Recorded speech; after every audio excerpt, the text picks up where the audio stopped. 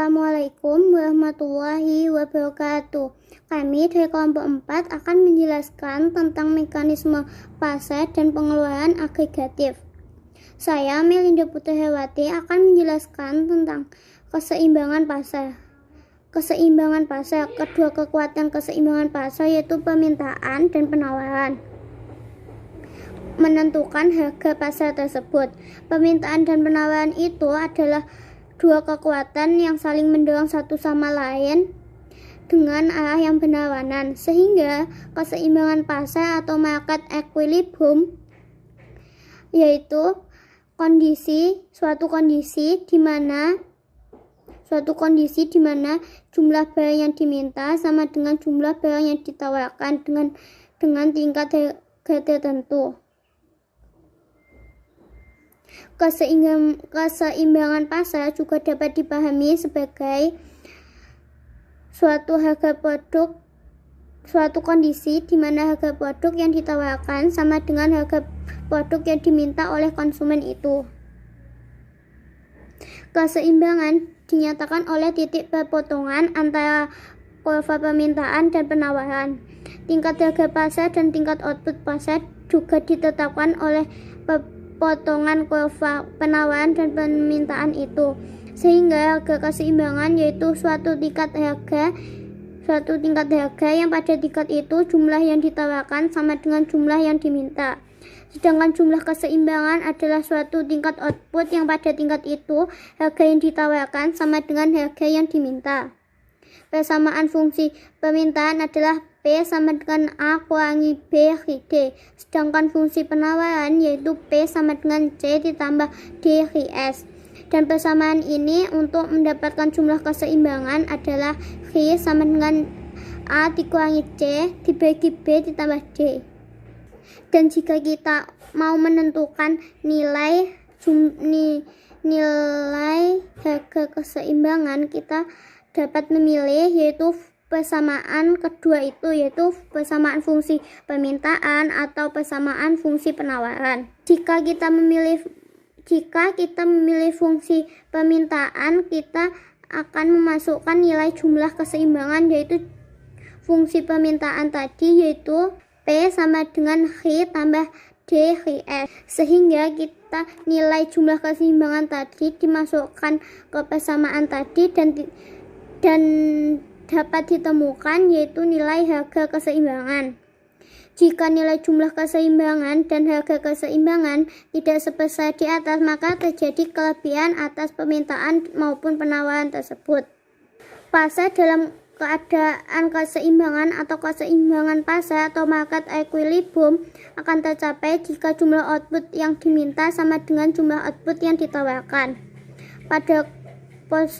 Dan kalau tidak sama, karena pada posisi keseimbangan seperti itu, baik karena pergeseran kurva penawaran maupun permintaan atau kedua-duanya juga. Ya, Alvina Kusnul ini NIM 12403193179 akan menjelaskan tentang sebab perubahan dalam equilibrium atau keseimbangan pasar. Perubahan dalam keseimbangan terjadi ketika ada akses supply maupun akses demand. Akses supply terjadi ketika jumlah barang yang ditawarkan oleh produsen melebihi jumlah yang diminta oleh konsumen.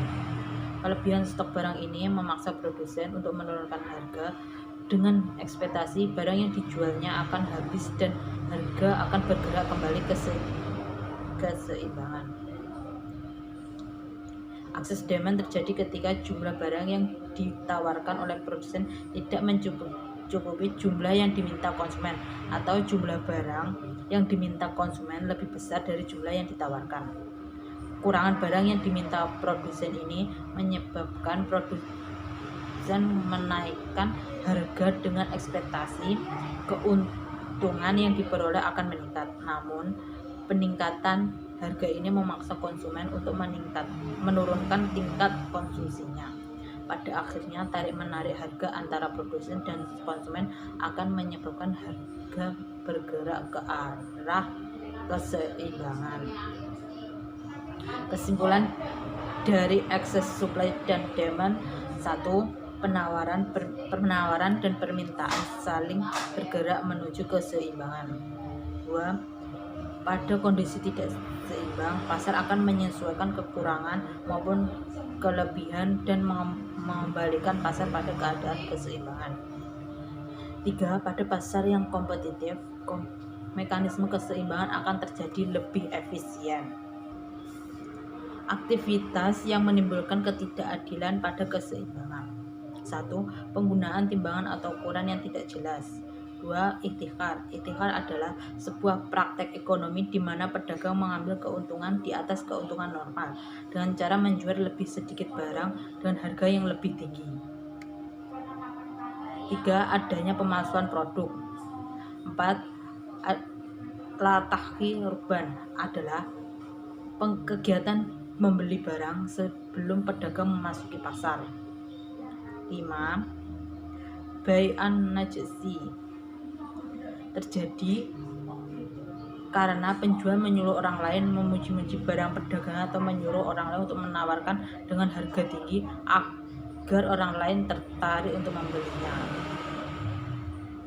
Tindakan ini dilarang karena mengakibatkan false demand atau permintaan palsu, sehingga permintaan yang tercipta tidak terjadi secara alamiah.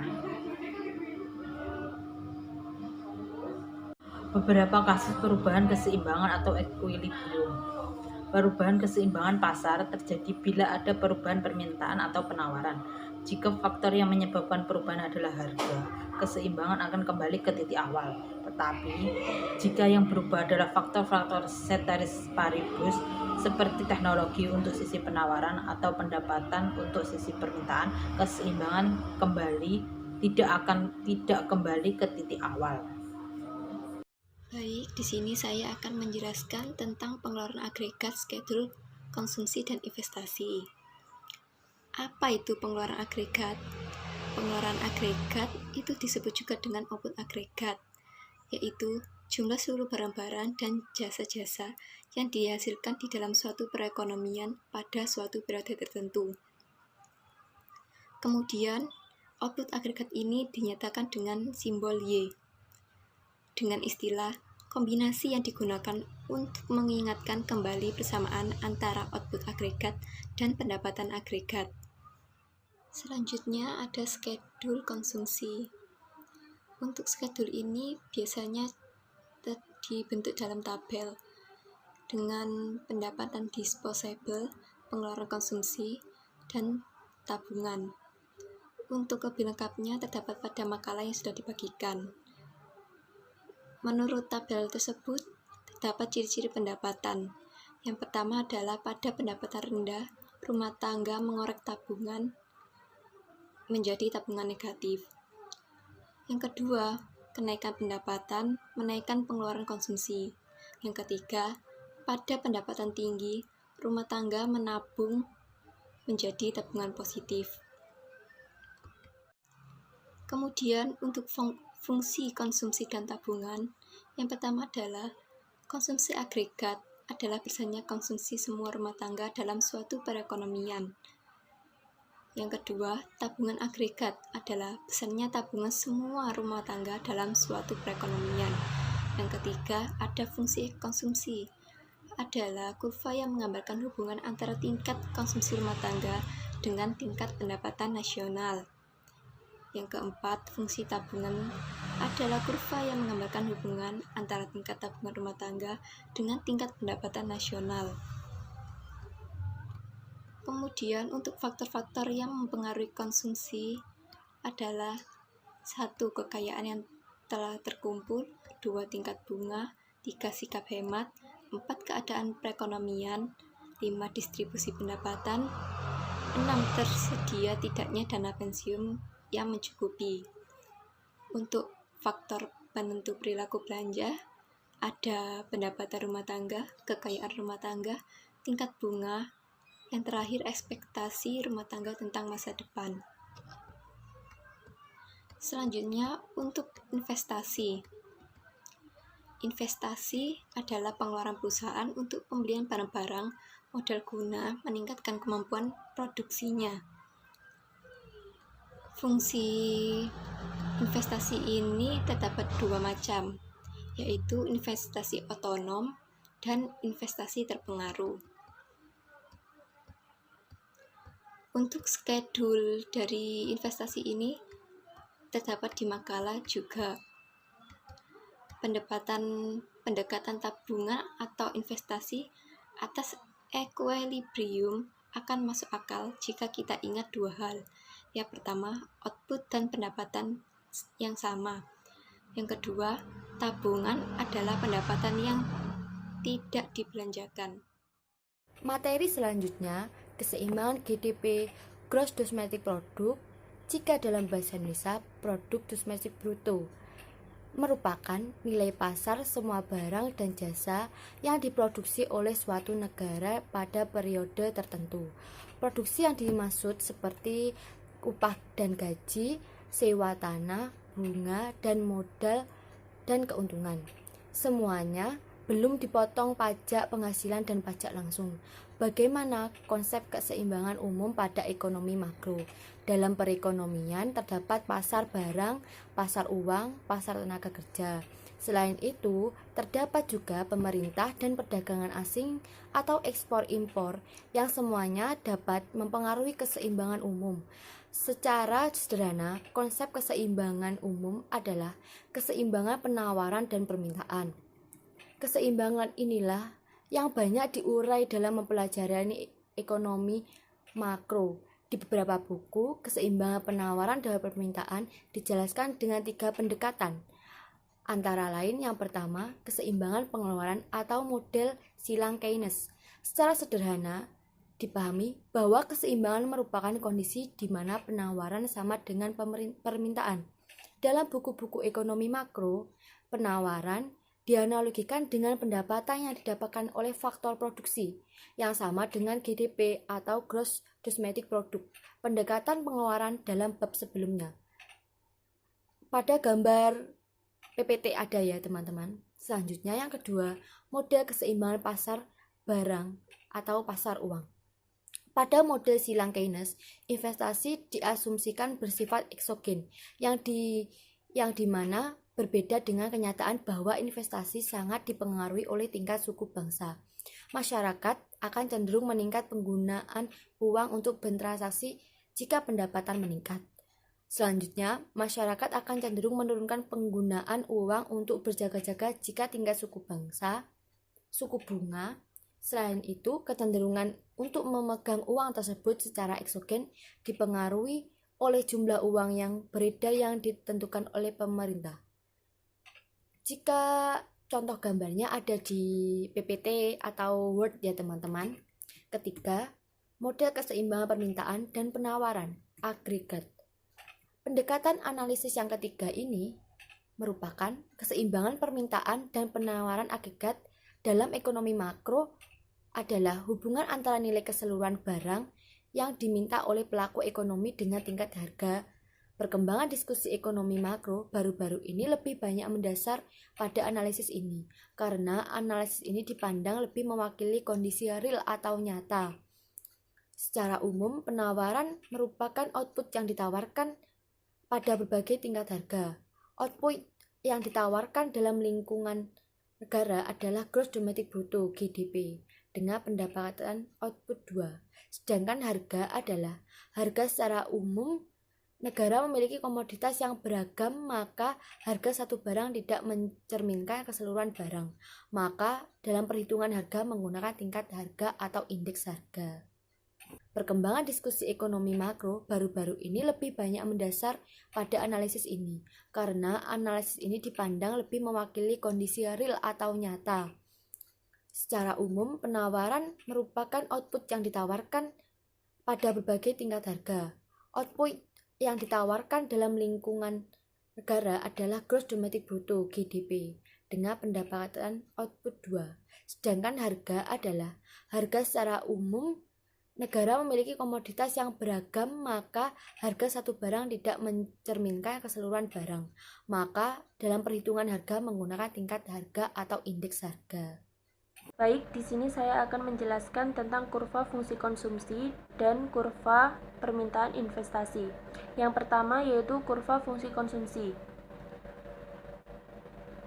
Perubahan fungsi konsumsi dapat berupa perubahan sepanjang kurva tersebut dan perubahan dalam bentuk pergeseran kurva konsumsi. Perubahan sepanjang kurva konsumsi sebagai pengaruh dari pendapatan rumah tangga, sementara pergeseran kurva konsumsi dipengaruhi oleh kekayaan, tingkat harga, tingkat suku bunga, dan harapan rumah tangga terhadap pendapatan di masa depan. Kenaikan kekayaan rumah tangga akan menggeser kurva ke atas, artinya semakin besar kekayaan yang dimiliki oleh rumah tangga, pengeluaran konsumsinya akan semakin tinggi atau sebaliknya. Jika tingkat harga mengalami kenaikan dengan kekayaan bentuk uang yang tetap, menyebabkan konsumsi rumah tangga akan turun atau bergeser ke bawah, dan sebaliknya.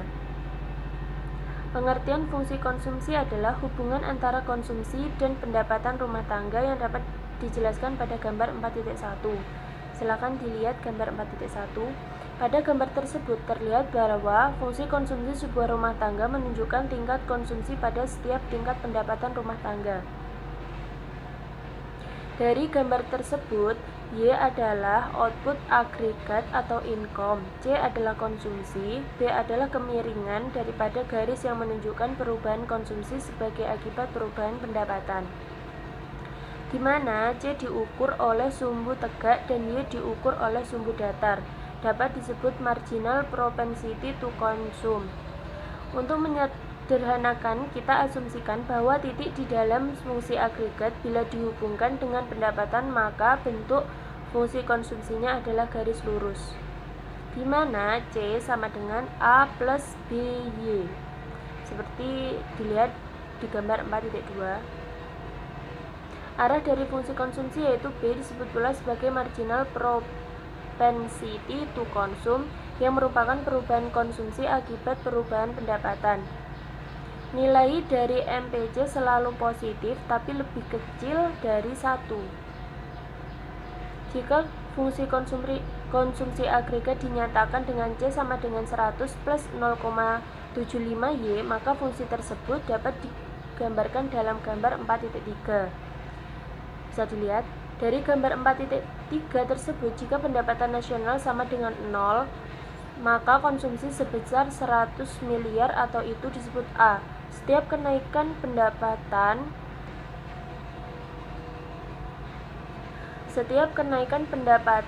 100 miliar, konsumsi akan mengalami kenaikan 75 miliar, menjadi seperti gambar titik 4. Bisa dilihat, sebagaimana disebutkan di bagian muka, pendapatan akan digunakan untuk konsumsi dan tabungan. Tentang kurva permintaan investasi. Investasi sering disebut juga dengan penanaman modal atau pembentukan modal. Besar kecilnya permintaan investasi tergantung pada tingkat bunga yang berlaku. Semakin tinggi tingkat bunga, maka semakin rendah permintaan investasi atau semakin kecil permintaan investasi. Jadi, hubungan antara tingkat bunga dengan tingkat investasi adalah berbanding terbalik. Untuk lebih jelas bisa diperhatikan kurva pada gambar 6.5. Kurva permintaan investasi perekonomian diperoleh dengan cara menjumlahkan investasi seluruh perusahaan pada masing-masing tingkat bunga. Pada tingkat bunga yang lebih rendah, semakin banyak proyek investasi menguntungkan bagi masing-masing perusahaan, sehingga total belanja investasi dalam perekonomian meningkat.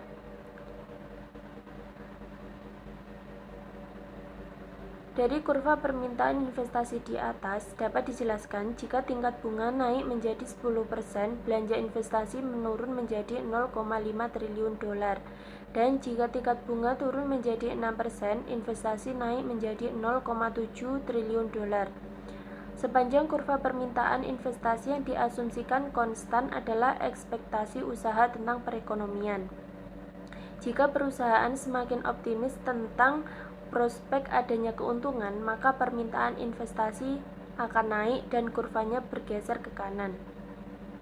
Kurva yang menunjukkan hubungan antara tingkat investasi dan tingkat pendapatan nasional dinamakan fungsi investasi. Fungsi atau kurva investasi digambarkan sejajar dengan sumbu datar atau horizontal, yang juga disebut sebagai investasi otonom. Artinya, besar kecilnya pembentukan modal tidak dipengaruhi oleh besar kecilnya pendapatan nasional. Dalam analisis penghitungan pendapatan nasional suatu negara, keseimbangan perekonomian negara pada perekonomian dua sektor dapat dirumuskan sebagai berikut.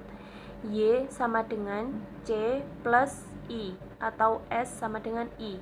Dalam keseimbangan tersebut, penunjukan syarat keseimbangan dalam perekonomian dua sektor, yaitu pendapatan sama dengan pengeluaran konsumsi rumah tangga ditambah dengan pengeluaran investasi perusahaan atau besarnya kebocoran sama dengan besarnya suntikan dana. Dengan adanya investasi, maka grafik keseimbangan pendapatan dalam perekonomian dua sektor tergeser dari besarnya break-even point atau break-even income, yaitu Y sama dengan C menjadi Y sama dengan C plus I. Perubahan keseimbangan GDP adalah gambaran perekonomian dari waktu ke waktu yang ditunjukkan dengan nilai produksi yang dihasilkan negara secara keseluruhan. Nilai produksi adalah GDP yang merupakan perkalian kuantitas barang dan harga barang dalam satuan. GDP adalah pendapatan nasional tahun tertentu dan periode sebelumnya. Pertumbuhan ekonomi diukur dengan persentase. Misalnya, harga apel tahun ini lebih mahal daripada harga apel tahun kemarin. Jadi, perhitungan produksi tersebut bukan karena faktor meningkatnya output, tetapi karena berubahnya harga. Oleh karena itu, untuk menjaga perbandingan agar tetap benar, yaitu harus menggunakan perhitungan yang dikenal dengan GDP real. Caranya yaitu membagi GDP nominal dengan tingkat harga. GDP deflator adalah ukuran tingkat harga yang dihitung sebagai perbandingan antara GDP nominal terhadap GDP real dikalikan 100. GDP per kapita adalah besarnya pendapatan rata-rata penduduk di suatu negara, yaitu hasil pembagian pendapatan suatu negara dengan jumlah penduduknya.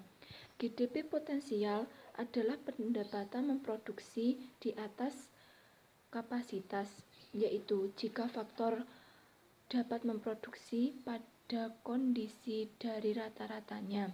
Maksudnya adalah tenaga kerja dapat dioperasikan berdasarkan kapasitasnya. Sekian materi dari kelompok kami. Jika ada kurang lebihnya, mohon dimaafkan.